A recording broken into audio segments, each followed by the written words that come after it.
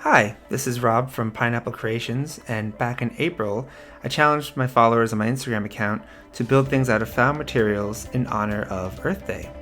So thank you to everyone who participated. You can see their names of their accounts on the screen. Definitely give them a check out. Give them a follow if you can. What I built was a robot, and the way I went about building my robot was digging through my pile of discarded plastic, old wargaming bits, and I started improvising. So as you can see, the main body of my robot is made out of a Brita filter.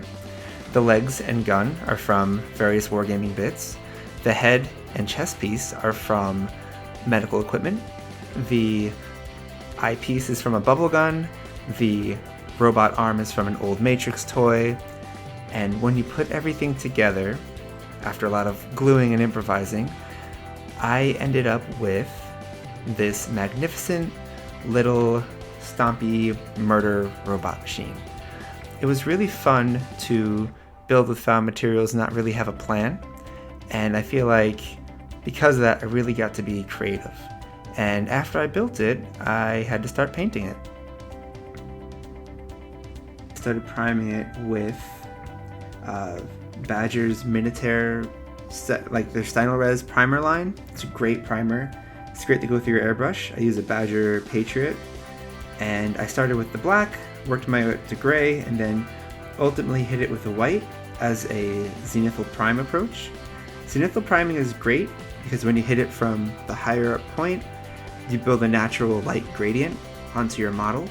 So once I paint my main color on it, there's already a natural shade or natural gradient established on the model. So when zenithal priming, less is more when you go from the brighter colors. So when I hit it with white, I just hit it a little bit on the top.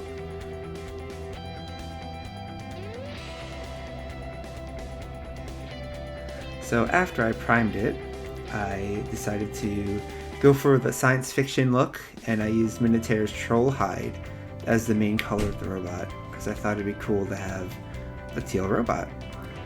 So once I loaded up my airbrush, I just started covering everything. After I used the Minotaur teal, I really enjoyed the look of it. It's really bright, vibrant, but I thought it needed to be toned down a little bit. So after I hit everything with the troll hide, I used Minotaur's ghost tint paint. Green ghost tint. It's a translucent wash, and I used some Vallejo airbrush thinner to shoot it through my airbrush. And after I shot everything with the green, I felt it was the perfect color that I was looking for. So a little green, it goes a long way, and I thought it was great. The main body is done, so I started working on the orange glowy parts that I wanted on my robot. So I based my glow with the Minotaur Hazard Orange. I worked my way into a Scarlet Red from Vallejo Air, and then into a medium yellow, which later on I realized I'd be using a different yellow, which you'll see in a little bit. So the glowy parts, I was thinking that main eye hole in the front, the gun in the glowy piece in the center of the chest, and one of the guns, which I'll make like a heat ray. So after I primed everything with the orange with my airbrush, or base coated with the orange, I moved on to the red. And after I hit it with the red, I decided to use a different yellow because the original yellow wasn't bright enough. So I moved on to a Minotaur's Warning Yellow, which I thought was the perfect touch. So after the yellows and red glowy effects were done, I decided to move on to the purple glowy effects. I wanted to put it on that other sci-fi looking gun, the antenna, and the little polyhedral thing on its head. So I started with Vallejo Game Air's Alien Purple as the base color, and then I highlighted it with Vallejo Game Air Squid Pink. So the great thing about an airbrush is that it covers quickly, but the overspray can get everywhere. So always, mask off or cover off whatever you're going to paint. So you can see the purple came out great. Quick little highlight. Put it on the satellite piece and then the head piece.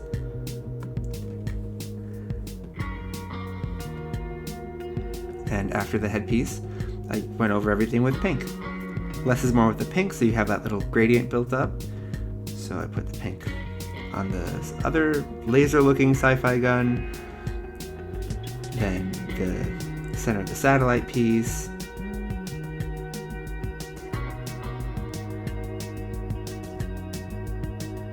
and the thing on the top of his head. I still don't know what that is. It just looked cool, so I put it on there. And once everything was done, I know there's overspray, some spots that don't look right. I'll just go back over it with, as you can see, the Troll High Teal and just cover up any spots that I thought were a little messy. So those are all the glowy parts. And now I wanted to mess around with Green Stuff World's color shift paints here. So I'm going to use a cobalt blue. The color shift paints need to be on a gloss primer first. So I'm going to paint on the black gloss primer on the parts that I want to have the color shift paints. This can all be shot through an airbrush, but I wanted to try it by hand. And that's just the black primer, nice and shiny.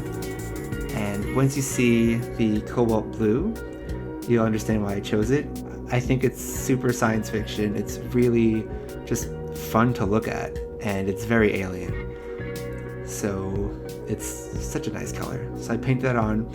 I did a coat or two. Again, I could have shot this through an airbrush, but I just wanted to try using it by hand. And I thought it looked great on the chest. I also put it on different parts of the robot, which you'll see later in the video. Just tiny little spots to make it look interesting. But now we go into silver. Vallejo Model Air's silver is my favorite silver to brush on because it just has such a great coverage. And, it's a robot, so there's a lot of metallic parts. I covered the arms, the guns, the random gear pieces. As you can see here, the color shift paints were in different spots. And after I covered all the silver, everything that needed to be silver, I moved on to the other metallics. I used P3's Molten Bronze, and I also used P3's Deathless Metal. I used the Molten Bronze for the main robot arm on its right, and then the Deathless Metal for the core of the arm, the small arm, and the back of the orange gun. So after I had all my metallics done, I, of course, washed everything with Mountain Oil. It is called Liquid Talent for a reason. It has a great spread, and when you put it over your metallic colors, it really makes them look grungy. It makes them look a lot more dirty and industrial, which is the look I was going for with this guy. So after I washed everything down, here we are. That is all the paint work I'll be doing on the robot for this. Now, I have to start working on the base. So the base was built up with epoxy sculpt, which is a great material to work with, and I had some extra pipes from hobby kits laying around and some old wire. So I put those in the base. Then I used craft paint, just your generic, hobby store, like craft store paint. I started with a brown coat, of course, after I primed it black, and I just did a heavy dry brush. I just slathered it everywhere, and it was looking nice and muddy, which I thought was a great start. So after I did the brown and let it dry, I decided to give it a yellow dry brush to give it some variety, and I was going for that arid apocalyptic wasteland. So with the dry brush, less is more on your brush. Make sure it's just a little bit on there and just lightly feather it. Realized it was too yellow, so I went over everything with Agrax Earthshade, which is just a great brown wash. And as that was drying, I started painting the pipes and other metallic looking things on the base with Vallejo Air Silver again. The great thing about painting it before letting the Agrax Earthshade dry, was that some of the silver ran into the base, which gave a cool industrial look. Unintentional, but it was a pleasant surprise. So after I went over everything with the base with Agrax Earthshade. I went over the metals with Melon Oil, and give it that grungy metal look.